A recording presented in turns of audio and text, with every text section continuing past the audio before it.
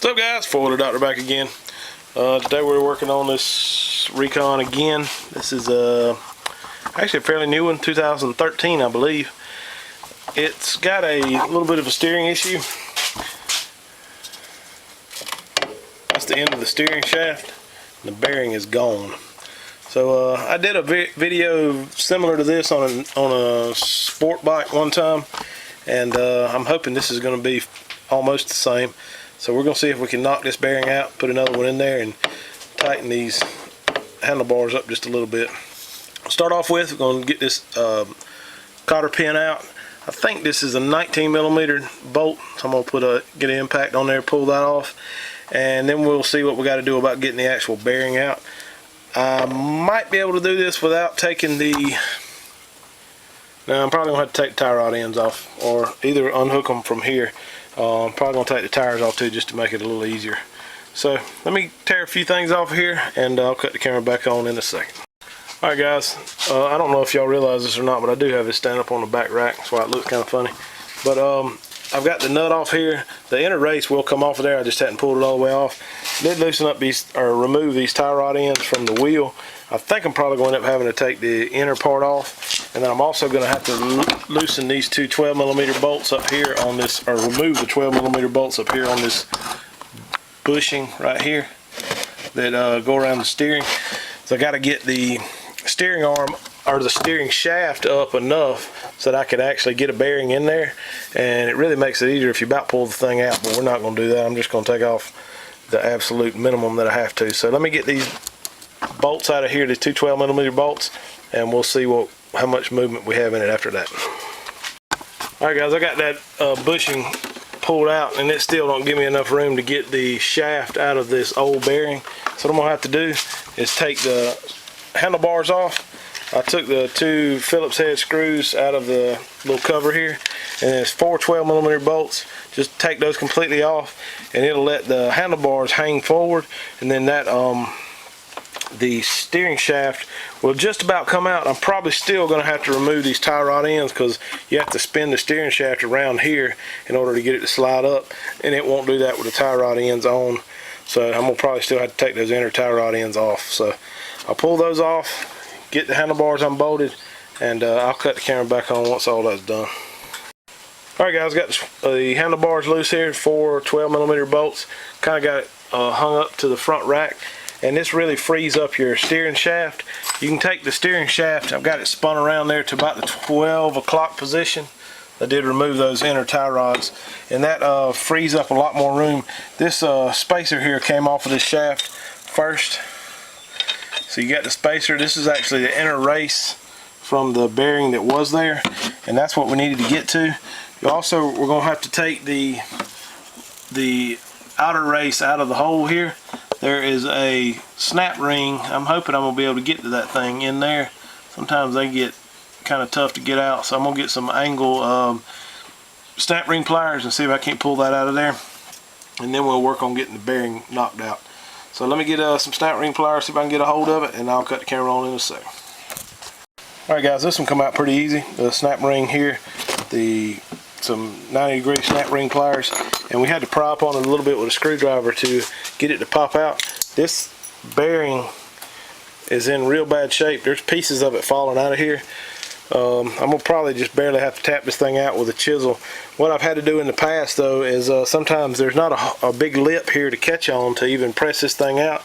So what I've had to do in the past is take the welder and weld a bead around the inside of that, and then get a socket that'll fit right in there, and tap it out with a socket. So I'm going to see if I can knock the rest of this thing out with a cold chisel, because there's already pieces falling. So I'll get it out and cut the camera back on in a sec. Alright guys, I just tapped this thing to about like I suspected. The bearing just fell apart on it. It come right out real clean. I've got a little kit here, all balls kit. See if I can get you the part number on it.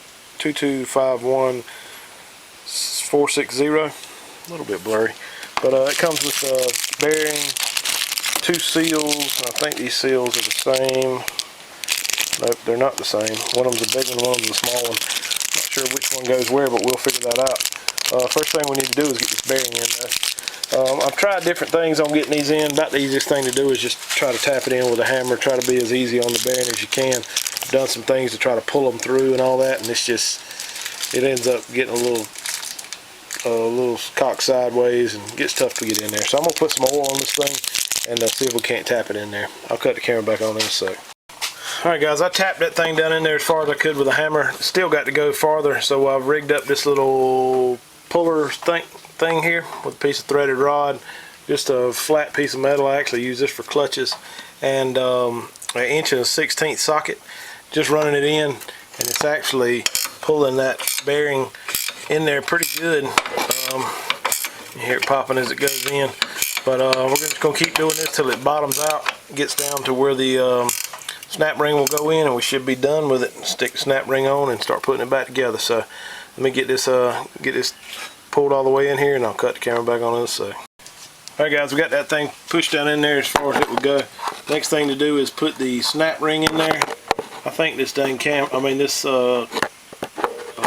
what's it called, this thing that lights up, flashlight, is too bright to see, but I got the snap ring all the way in there. It did go in the groove that it needs to go into. And this kit, like I said before, it comes with two different seals. The seal with the smaller diameter goes on the bottom here, and the seal with the larger diameter goes in the top. So just tap those in, put a little oil around them, tap them in with a hammer, and then we'll get ready to put everything back together.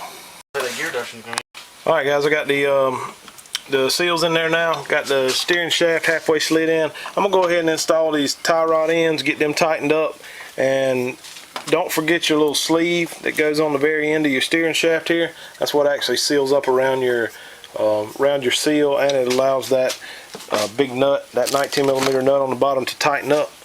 So I'm going to go ahead and stick your tie rods in. Make sure on these tie rods, it really don't make no difference, but it does help if you ever have one break that you can tell which way they go. If you look on this tie rod, that shaft there has that little notched piece. The notched piece always goes to the outside, so you can grab it, out here by the wheel and turn it. That way, the threads are different on these. They're left hand and right hand on one end and the other. So if you put it on there the right way, then it makes it easier if you ever had one break or had to order one or whatever. So let me get the tie rod ends tightened up, and I'll cut the camera back on after that.